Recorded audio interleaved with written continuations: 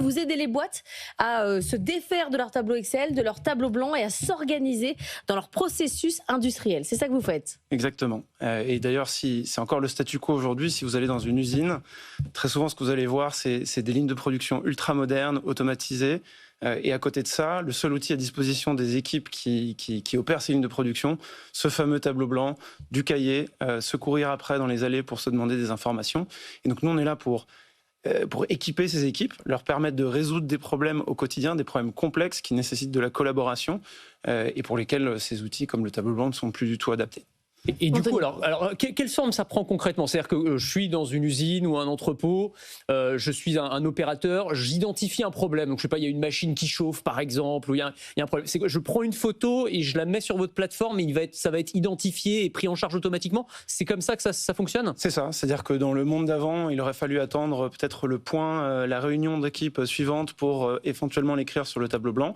Là, à l'aide de téléphones mobiles ou de tablettes, on va pouvoir prendre une photo d'un problème, le loguer, peut-être commencer à travailler dessus, en donner la visibilité à ses collaborateurs avant la prochaine réunion pour pouvoir résoudre le problème plus vite. Et c'est pour ça qu'on parlait aussi d'intelligence artificielle. Est-ce que là, c'est une IA qui automatise tout ça? C'est-à-dire la photo, elle va être analysée automatiquement par l'IA qui va identifier le problème? Ou est-ce que c'est encore un humain qui dit bon bah là j'ai identifié ce problème, il faudrait le prendre en charge?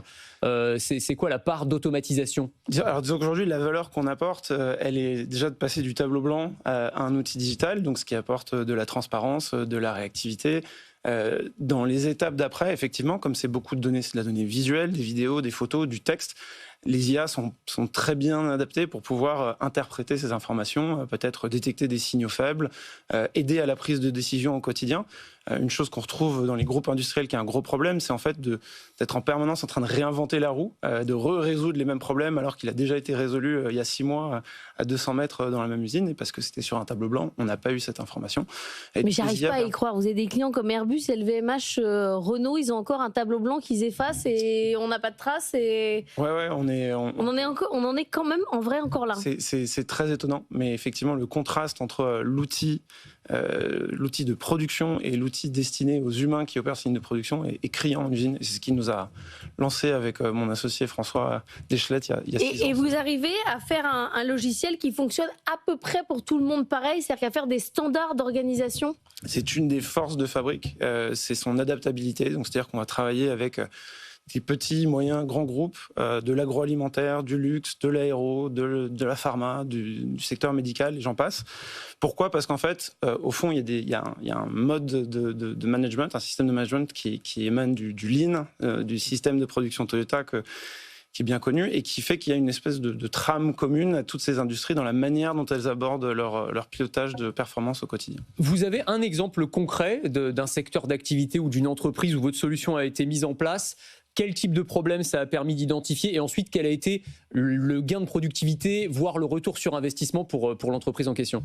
Alors, je pourrais vous citer plusieurs grands groupes sur lesquels on a été déployé. Un exemple, par exemple, peut-être le plus gros, c'est Safran, où on est déployé sur plus de 60 sites, 9 sur 11 de leur business unit. Les gains de productivité, évidemment, ça dépend de site par site. Très souvent, ça va être à la fois des gains de temps, des délais de résolution de problèmes qui sont plus courts. C'est-à-dire qu'en fait, une machine à l'arrêt pendant 1 heure, ça peut coûter des milliers d'euros. Pareil, de la non-qualité, c'est de la matière première perdue ou des problèmes qui arrivent chez le client et qui peuvent engendrer de gros problèmes. Et donc, alors, c'est un calcul de ROI qui est vraiment très spécifique, mais on peut aller jusqu'à 30% de gains de productivité selon les clients. On parlait d'IA washing, vous nous disiez pendant la pub, nous, on essaie d'être discret, en fait, parce qu'on ne veut pas justement être accusé d'IA washing. Quand on fait vraiment de l'IA, en fait, il ne faut pas trop le dire. Alors, nous, on voit l'IA comme un moyen et pas une fin. C'est vrai que commercialement, le fait de se brander IA, ça a des vertus.